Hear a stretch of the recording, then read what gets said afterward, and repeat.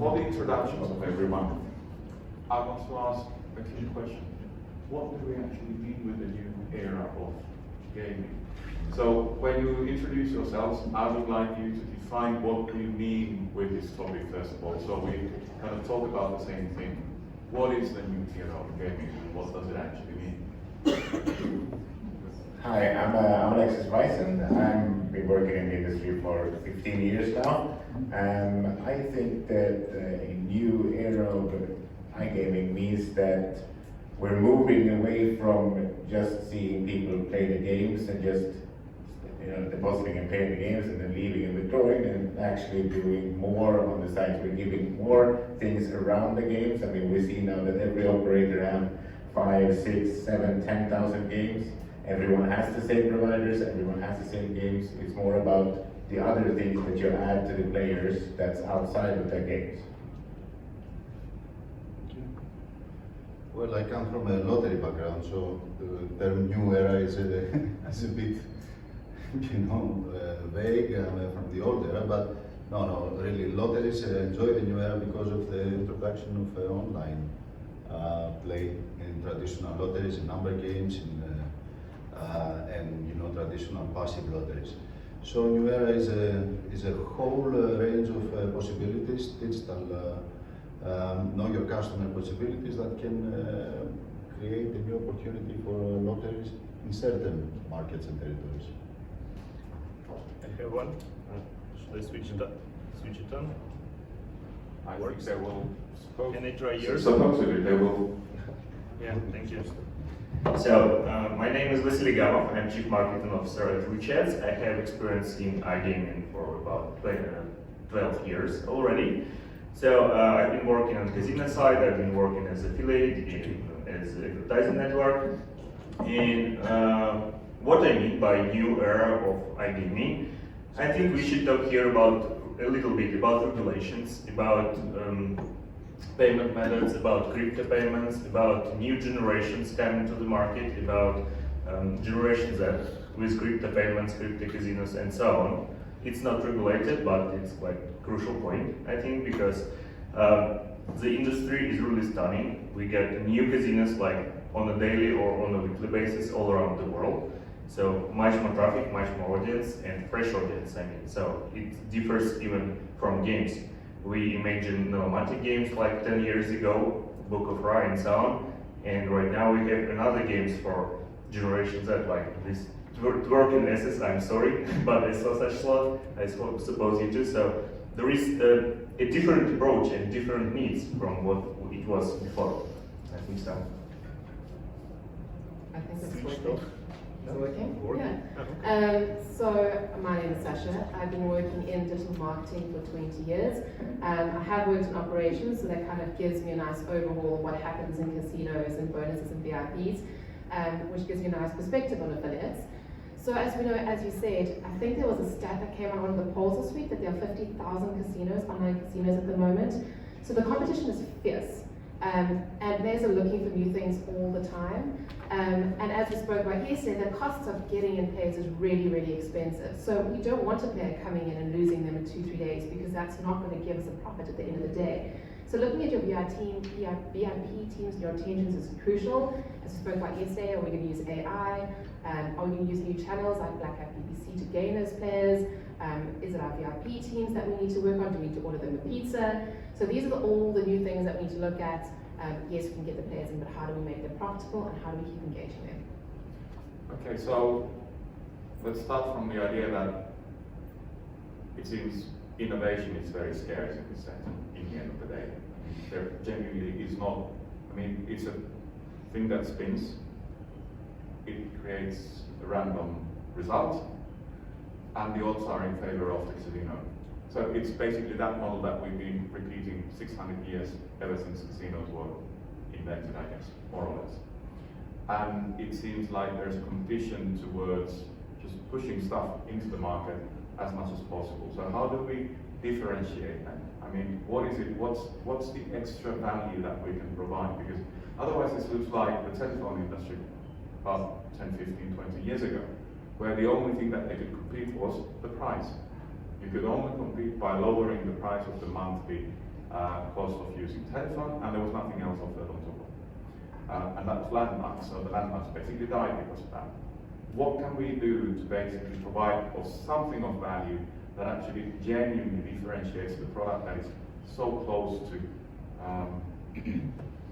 so close to each other? I mean, 50,000 casinos, how different can they be? Well, I mean, that's the thing, right?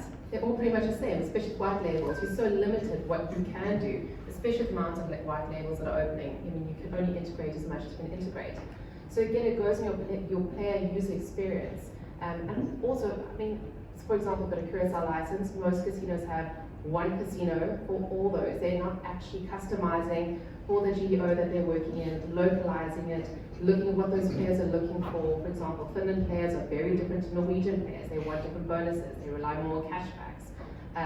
They're getting a VIP team, exactly. So, you know, the casino always wins. So is there someone watching to see that a player's on a really low win threshold? Are they stepping in quickly enough before they lose that player?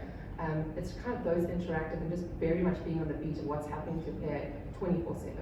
So that could be either a technical solution or it could be a hands-on solution by actual humans who are watching what is happening. Or integrating both, get the tech to ping the human. You know? Yeah, I can add there. I mean, if we look at normal gaming or normal games on mobile games or computer games, we've seen in the past that before, then it was just about the game. You started your mobile game or your game on your computer and you went in and you played the game. Then they started adding many more things around the game, like opening boxes on a daily basis, or having tournaments, or esports, or creating a socialness around the game rather than just play the game and then you're finished and you go out, like Civilization or Tetris or something like that. It's all just about the game. But in iGaming, we haven't really gotten there yet. If you look at mobile games, they're much more further along here, and then there's this little dopamine you get when you open a chest or you open a loot box or something like that. It just adds a little bit more fun to the game and keep the players staying in the game and keep them coming back to the same game instead of going to another game. Because if we look at mobile games, for example, there are many games of the same type. Like you can find 10 games that are almost identical, but some have slightly different things, and it's all about that little extra thing about the game that makes it more fun to play that game over playing the other games.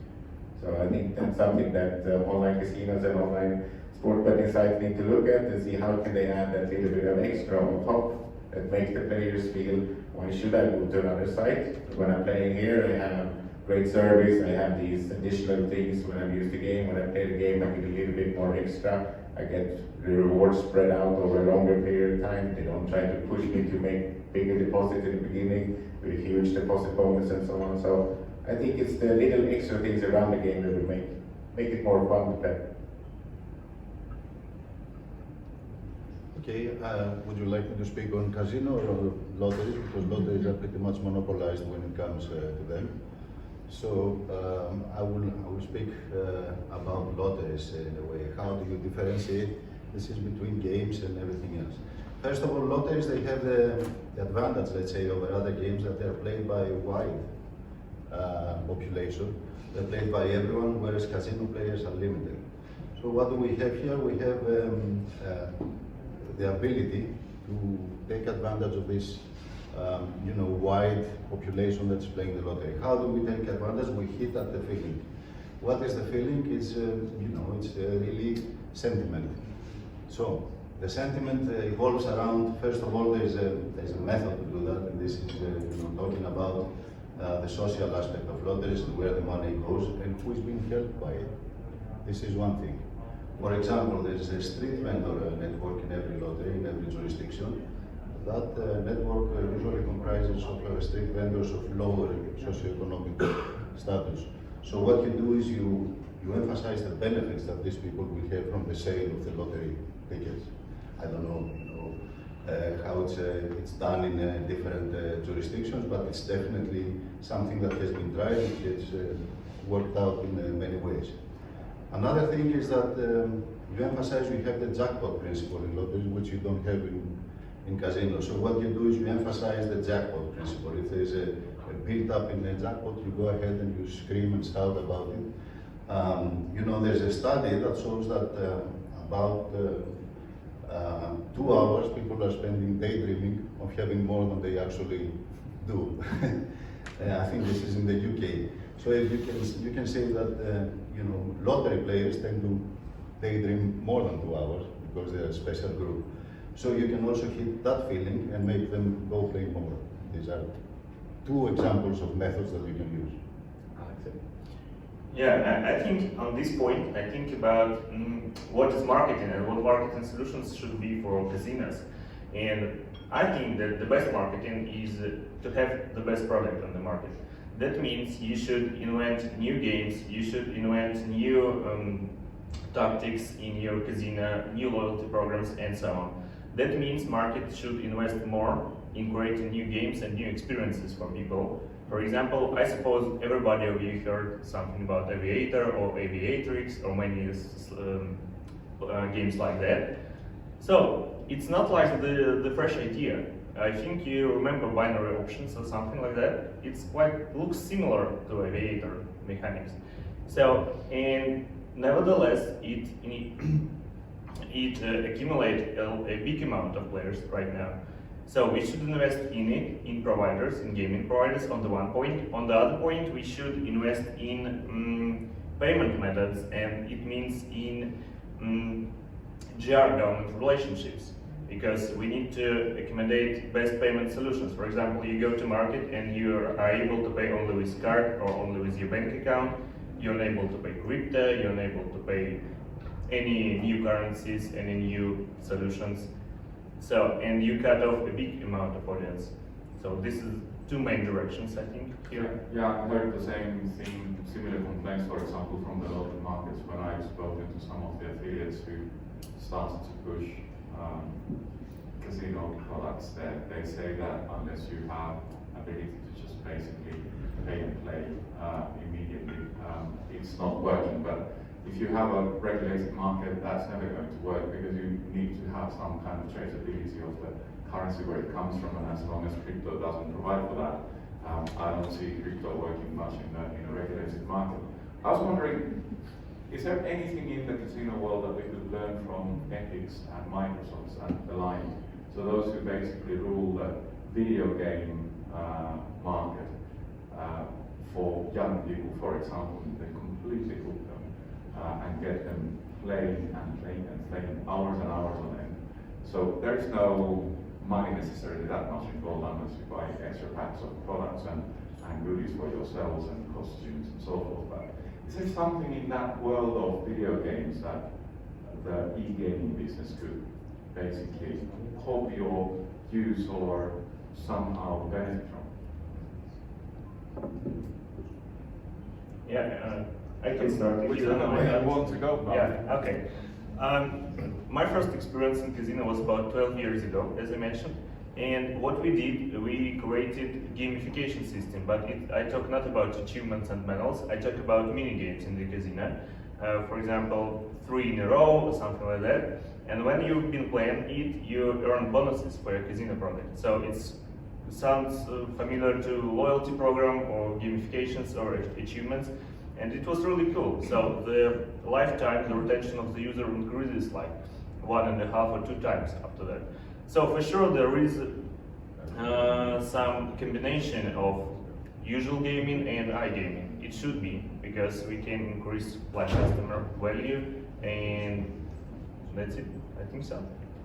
Yeah, I agree. I think some of the key points that you should do is implement the things that adds more, so that a player that plays longer will actually get more as they play longer. I mean, if you look at online games, you have leveling systems where you level up and your character becomes stronger, even maybe just slightly so, but there is at least a little bit more. So the more time and effort you put into the game, the better your character is. So if you implement the same kind of thinking in online casinos, maybe if you play certain games and you manage to win certain things, now your winnings will be 1% more if you play on that game continuously in the future. And then that's something in gamification that you call the sunken cost prison. So players feel that now I put so much effort playing this game that I shouldn't need to play another game, because then I lose all the effort that I put into this game.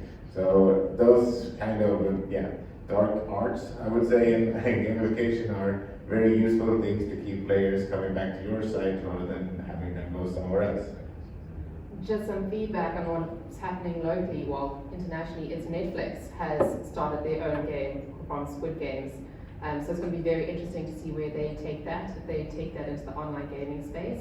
That's apparently their plan, which is going to be interesting for us. How as operators do we tap into that? Yeah, so it's just something to keep a watch on that. Even Netflix, we're talking about Disney yesterday, but Netflix is also getting involved with their Squid Games as an online player experience. So let's see what happens. Yes, I will speak from experience in Saudi Arabia, where casinos are not allowed, but the young players are spending about 20 hours a day playing e-games and video games. They have taken it to a different level. There is a huge craze about it. Actually, they're organizing tournaments that nobody knows of. Amongst them, they create groups and they play. They make a pool of money through cryptocurrencies, of course. I think they would be ready to join the casino, but I wouldn't know how much interesting and how much more adrenaline they would gain from what they're gaining right now from their video games. Okay, so if I may ask a kind of fantasy question, if everything was completely free and totally available, free in the sense that there would be no regulatory hindrance whatsoever for how you would like to market and promote your casino, how would you do that? What would be the ideal way of doing it in your mind?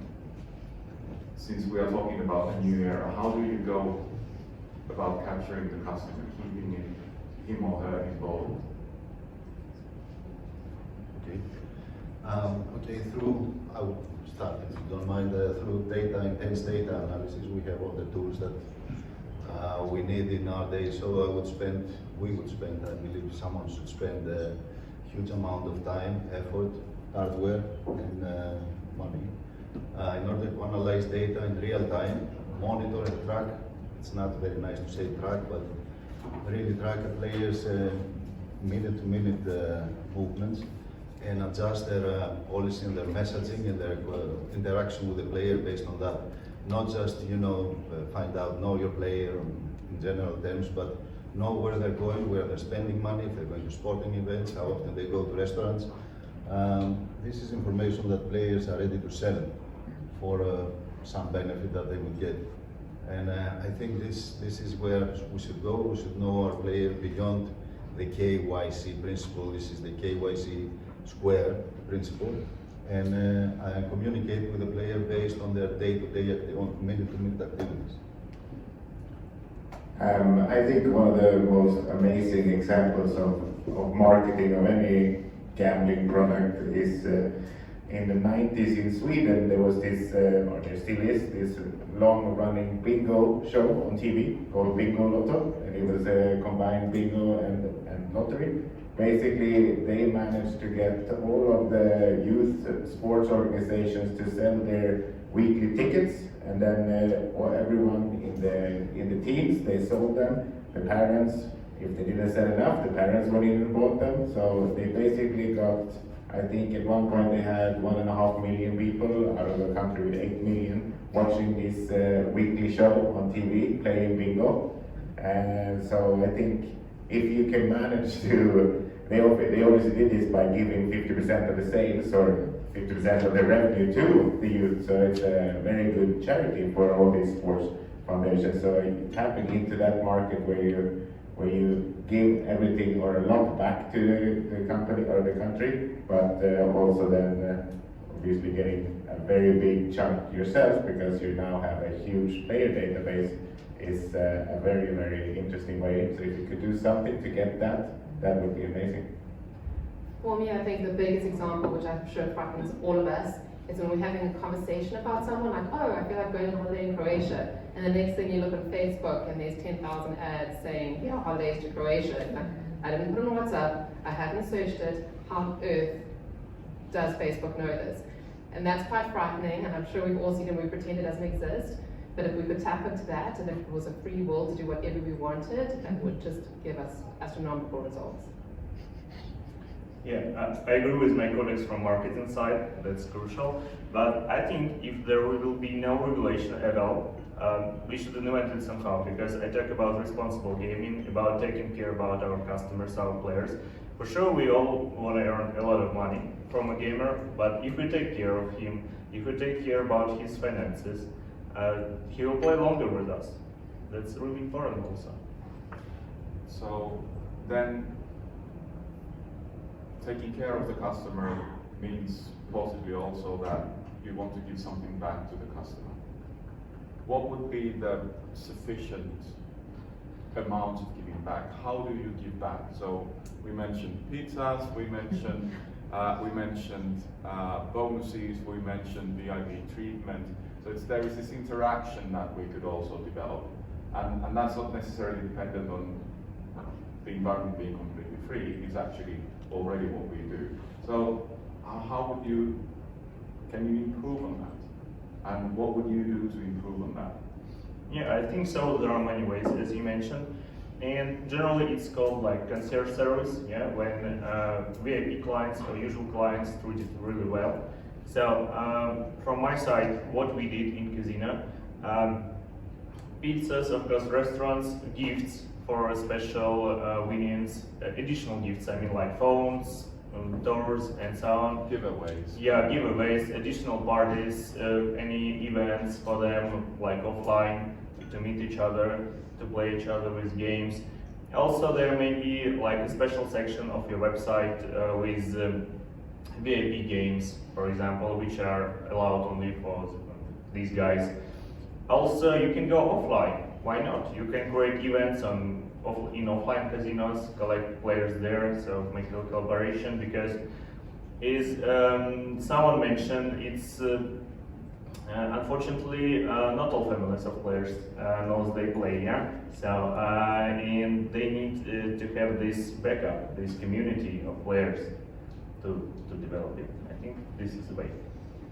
I agree. I think physical items, trips, things that the player won't just spend in the casino again. So I mean, bonus money, cash, free spins, all of that is just to keep them playing. That, I mean, of course they love to play, but it's if you give them things that they will remember as something that they did, or if they haven't watched that they look at every day, they will always think of you and they will come back to you. And also, like you said, I think I remember. A few years ago now, 7 years ago something, I ran the European Championship of Roulette in Malta. We brought 200 VIP plus their friends, so 400 people, and we played a roulette tournament on one wheel with 40 tables all around that one wheel. And it was played like a poker tournament, and there was a first prize of 200,000 euros or something. We had a total prize pool of 500,000 euros. But most of these VIPs said this is the most amazing thing we've ever been to. We've never seen anything like this. So if you create things that stand out for the VIPs, they will always come back and they will want to have that experience again or something similar. It was also mentioned yesterday, I think we're also getting the human element of it. So for example, if your player has a huge loss and they're feeling a bit sad about life, it's always nice to say, really, really sorry you lost your money, but we're giving X to whatever cause is going on in the world, whether floods or natural disaster. It kind of takes the sting out of it, and also gives the casino a bit of a human element as well. Yes, in lotteries it's pretty easy. First of all, there is a standard method. You adjust your price table, you boost your lower winnings, and you increase winnability. You have everybody win and recycle their winnings. But I guess this can be applied to other games too. So this is pretty standard. This is what we do, but I will agree with all my colleagues here, all my friends and colleagues that were here, that you have to surprise your customer. I wouldn't really say that, I wouldn't remind him that he lost, so I would compensate you for your loss, because you really are telling him that he has lost. It's something that the customer doesn't want. You have to present it in a nice way. So if you pop up to your customer all of a sudden and you give him a gift that he or she is not going to expect, then I think this is something that will work and it will not cost you any money. But lottery-wise, it's increasing winnability. It's pretty standard. Does anybody have any questions from the audience to the panel? If not, then I'm going to ask 2 points from each and every one. 2 most important things you would want to do for retaining customers in this new era of iGaming or e-gaming? Alex, you can start and then we'll Yeah, I mean, I think payments, as we mentioned before many times, are one of the key things. If players can't get their money in quick and get their money out quick, it's gonna just be, a bad experience for them, and they're gonna go to support, and it's gonna cost you more in the long run probably for having to have the support and everything. Yeah. I think payments is a huge main thing, but then also moving away from deposit bonuses and cashback, like you mentioned before, when you give someone cashback, you're really reminding them that they actually lost 90% of the money, you give 10% back to them.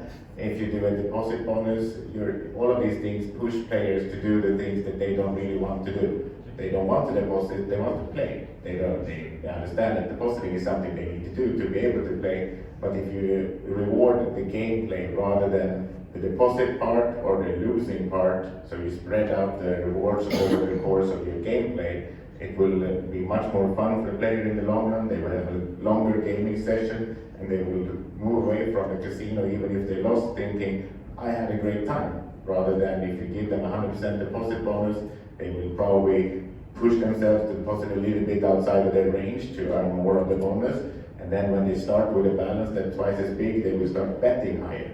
So they will actually lose their money quicker, or at least as quick as they would normally. So they have no more game time. They feel that maybe they could have won big, but generally they wouldn't have.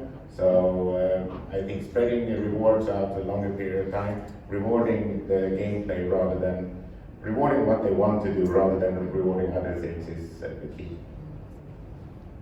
Question. I have a question. When it comes to marketing and when it comes to sort of the group here with affiliates in particular, which I have a thing or two to think about, wouldn't it make sense to somehow engage the affiliates more, as it also, if you move away from CPA and only work with revenue share, it lies in their interest to actually keep on engaging the customer? Yes, of course. I mean, most affiliates don't want to move on that. They want to be able to sell to the 50,000 casinos we have online. If they have players coming back to their sites through SEO, I mean, of course you have PPC affiliates, then they really just want to get paid right away so they can use that money again to generate new traffic and get paid again quickly. So the quicker they can turn over the money, the more they're going to earn in the long run, right? But then you can have a certain junket affiliates or affiliates that have a stable of VIPs that say if they push those to their right sides, those players will probably stay with those affiliates longer and they will be able to generate long-term more money. So I think it's more dependent on which kind of affiliate you're talking about. But in general, we've seen it, we moved away from rev share and moved much towards CPAs and hybrid deals in the last 5 years at least. Yeah. And in line with that, because I know that, in particular you, Sasha, that you're working with the affiliates, I find that part, and from an operator perspective, wouldn't it make a lot of sense to have some technical requirements on the affiliates to keep on working and not just sort of initiate the initial traffic? I'm sorry, just to clarify, technical requirements from the affiliates how? Yeah, to actually be able to continue and sustain the players that they have managed to acquire? So with them in general, their attitude is not what we really like, but they say to us, we'll send you the players, what you do with them is not our problem.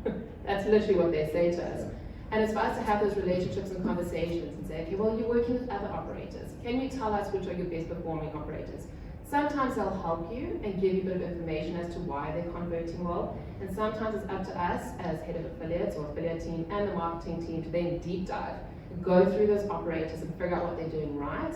And then coming back to that affiliate and saying, okay, we see them doing X, Y, and Z. Do you think this will work for your players? And it's kind of starting those conversations. It's a lot of hard work. Sometimes they'll give you the information, sometimes they won't. Sometimes you'll have to do A/B testing for that affiliate with different landing pages, different tests, different journeys. But as long as the affiliate's seeing that you're trying to work with them to figure it out, they're generally very helpful. But to initially get that conversation takes a bit of trust, and obviously it takes a lot of work from the team, which normally in the good old days, you just sign up affiliate and off you went. But that's changed, so it's definitely a partnership. Good, thank you. Two things, yes. Back to the 2 points. First point is in regard to lotteries, and then I will talk about the other games, is keep the customer dreaming. Remind him of or her of the jackpot, the big winnings, what they can do, stories about what other winners did with their money. So keep them happy, keep them in the loop, give them frequent wins by not adjusting your price table, as I said before. Now, in regard to the question about the affiliates, I think you have to really take under consideration the regulatory environment that you are operating under. It gets very costly to monitor how your affiliates are operating, and if they are following your guidelines and how strict they are in terms of adjusting or playing with the API that you gave them, if they are adding things of their own that can throw you off. In a more loose environment or a market where regulatory framework is not quite set or is not very strict, you could take full advantage of it. The second part is, just monitor your players. Know every move about your player. Know your players very, very well, as I said before. I don't want to repeat it. And I think we do have the tools, we have the technology, and we will have the okay by the regulator sooner or later to do that. Yeah, you have a question, please? Yes, 2 questions. One for Sasha. Do we see a trend where affiliates can actually do a log back in promo? So, it's a link that drives the second deposit or the third or whatever. So they don't really want to do that because they feel like they're wasting traffic because they're going to get that revenue anyway because they are on their hybrid deals. So they would rather use that traffic for new players that they're going to get CPAs for. So they don't want to waste their traffic on that. Again, yeah. So if we look at a situation where we're doing more rev share deals, could it be a good idea on rev share deals where you say we want the initial acquisition, but we also want to drive loyalty and retention? Could that sit with affiliates more? Do you see an opportunity? They won't be interested. They literally put that onto the casino, but that's your job. We've even asked one approach. We said, listen, we want to do a massive calling marketing program where we can actually recall all players that have kind of died down and boost your revenue share. Would you be interested? We put this forward and asked, like, would you be capable, willing to do another campaign deal because it's a high cost? And they were like, no thanks. So we took it in-house, we did it anyway, but we've had those conversations, so they're not interested really, which is strange. But that's because there are 40,000 casinos looking for traffic. So they literally want quick, easy money, they don't want to put too much effort in it. And the highest revenue they can get is what they're happy to take. Not great news for us though. Yes, you like My- to? Yeah. No, it's just me. Yeah. Go on. I highly disagree. I'm sorry. No, go I for it. have to step in now as an affiliate myself. First of all, let's understand that there are 2 different sources of traffic that you will be looking at. The first one, if you are a new operation, you have to drive the traffic fast. And these are CPA deals. We are not talking about revenue because you as an operator didn't show me any retention yet for my players. So to go myself as an affiliate to your site and say, give me a good rev share, it's not going to work for me, neither it will go and work for you. You want cheap, fast traffic. This is the first when you are starting. Now let's talk about operations that are long-term on the market. What I see as an affiliate, and my 90% of my deals are revenue share deals. I know my players, but you don't. You know what I mean? I come, I test the site, and I make the list of what's wrong with your site for that particular market. And every second operation will tell me, we do not care. Just bring us the traffic. And the first conversation, and I think Sasha, you know, when you meet affiliates, the first question you ask affiliates is what? How many of these can you bring me? Okay, so I'm going to disagree with you because we had a conversation earlier and I said we've just opened up in Brazil and you're like, I know Brazil well, and I said to you, please teach me. Tell me what I need to do. Will you have a look so we can make it work and be profitable for both of us? And I think as affiliate managers, and that's also in training, stop worrying so much about the initial numbers. Get the product right. Learn from your affiliates. As you said, you know your players. Absolutely you know your players. And I want to be honest, I don't. So those conversations, relationships need to be built. And we had that conversation an hour ago where I said, please teach me. Yeah. Tell me That's what you the need. thing. If you do not see that your affiliates want this revenue share and start looking 100%. into this operation, so what do we do wrong that we don't retain the players? Exactly. I consult so many operations who fail this bridge from the first deposit to a second. And it, you know, the fact is your customer support is shit. I'm sorry. They don't reply any of my questions. That takes me 5 seconds. And if I see a bot, it's 3. But you know what's going to happen is as an affiliate, you'll see that and you'll disappear. So I'll see that you drove amazing traffic for the first month and all of a sudden you're gone. Do I bother to come talk to you about it, or do I just go find someone else? And that's the type of affiliate management team, how much they care and how much they're willing to build in relationships. So anyone I ever speak to, I'm always like relationships, because that's what it's about and that's what drives affiliate business. Exactly. Yeah. So just to sum up here, work within your operation as well to build this team who actually can take care of the clients I bring you as an affiliate. Because this is where we see 90% failing. Exactly, it's a partnership. Yeah. You want to make money, you want to make money, Exactly. let's learn and grow together. There was one question at the back.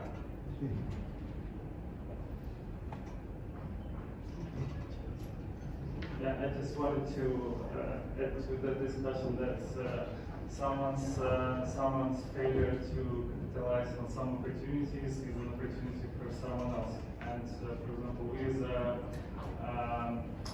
managed services and platform providers see a pretty tangible stream of clients coming up who are former affiliate companies.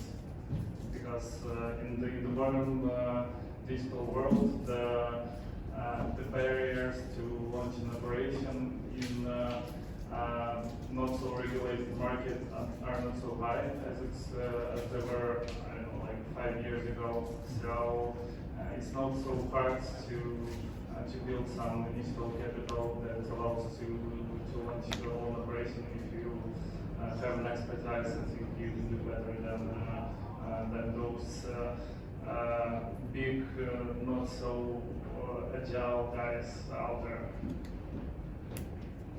Yeah, so my 2 points, and to sum up this part of the discussion, this will be 1 point. It's about transparency on the market, because as we have an affiliate network in our holding also, casino affiliate network for sure, I see a brand that some brands share information about first deposit, second deposit, retention rates, conversion rates, and so on with you. And some brands just don't care about it. Okay, you have a registration, you have first deposit, okay, and they disappear. So it's about transparency on both sides, between affiliates and casino operator. This is the first point. And the second point is about products. We should improve our games, we should create new games, so that we're gonna keep it live like the industry. Okay, Sasha. So my 2 would be obviously, firstly, know your GEOs and learn about your GEOs and keep asking questions and make sure that your casino is tweaked for each GEO. It's super, super important. And obviously use the learnings from people who know. And the second one is keep, with AI coming in, just don't forget the people element. So whether it's talking directly or whether it's a crowdfunding, just forget that we're all people, and that's ultimately how we want to be treated. Excellent. Thank you very much. Thank you to the panelists and thank you to the questions from the audience.